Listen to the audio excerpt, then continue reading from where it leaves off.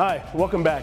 We're at Fire Station 201 to show you how your odds are dramatically increased of surviving a sudden cardiac arrest by just living in the city of Mesa. Joining me today is my friend and fellow paramedic, Captain John Tobin. John, tell us a little bit about this CPR that we see. Typically, I know it's a little different than what the regular person does out in the field. I notice we use things like cold fluids, cold packs and such. Can you tell us a little bit about this new process? Absolutely. The new process that we're talking about is called minimally interrupted cardiac resuscitation, or MICR, and it looks very different than standard CPR that we're teaching the public.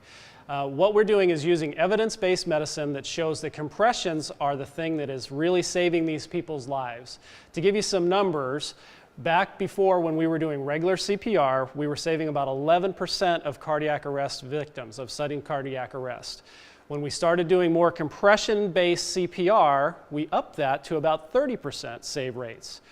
Now that we're doing minimally interrupted cardiac resuscitation, or MICR, we're seeing save rates in the 60% range. So 60 people out of 100 get to go home to their families and friends, where we were doing just 10 before, 10 or 11 before. Wow. Okay. So what we're doing as far as the cold packs and cold fluids is evidence has shown us through medical science that when we chill a patient after they have come back from cardiac arrest, there are chemical processes that are stopped that are harmful to the patient when we chill them. So that's why we're doing that, and somebody might see that.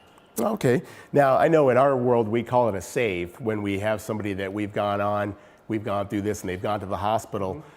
When we talk about these save rates, does that include that person leaving the hospital without any medical deficits as well? Yes, absolutely. Okay, we've talked about the difference between what the regular person does out in the field on CPR. Let's take a look at how a fire crew implements this new program you're talking about. All right, absolutely. Sounds great. This is a clinical situation, and not everything that's going on here would actually go on a regular call. So I just want you guys to know that. This is a 4-person crew, which all of our crews in the city of Mesa are 4-person crews, and they are doing minimally interrupted cardiac resuscitation. It's going to look a lot different than regular CPR, where we used to do compressions, then breaths, then compressions, then breaths. We don't breathe for the patient with a regular breath for about 8 minutes. And this is because we have oxygen in our systems right now that will last us for 10 to 15 minutes. And this has all been proven through medical science and studies.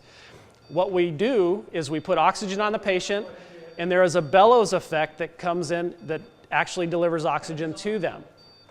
You're going to see that they have pads on the patient's chest, and the person doing the compressions is actually pushing on a pad.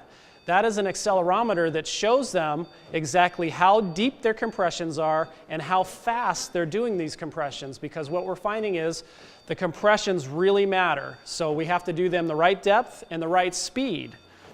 We're also infusing fluids through an interosseous line, which will be drilled into a bone, and as terrible as that sounds, it really works great, and we're able to deliver our medications very rapidly that way.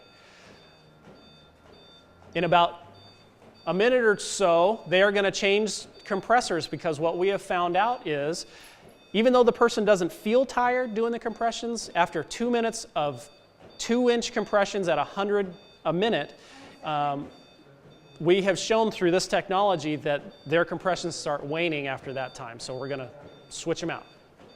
Well, I tell you what, just looking at it from this angle right here, it really looks like it's a well-coordinated effort when you talk about just, it almost looks choreographed with having these 4 people who all are specifically doing one certain, they all have a specific job that they have to do here. Just like on a fire scene, and they're delivering a shock right now, just like on a fire scene, this is completely choreographed and practiced.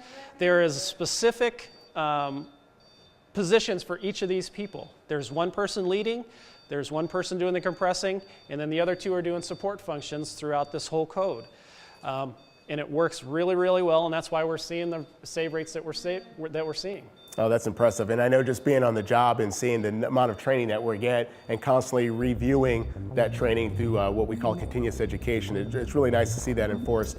John, thank you very much for your time. It was good working with you on this. I want to thank the crew for taking the time out here too, and thank you for watching What's on Fire.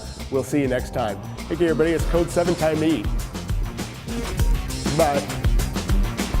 Yes, I am, as a matter of fact.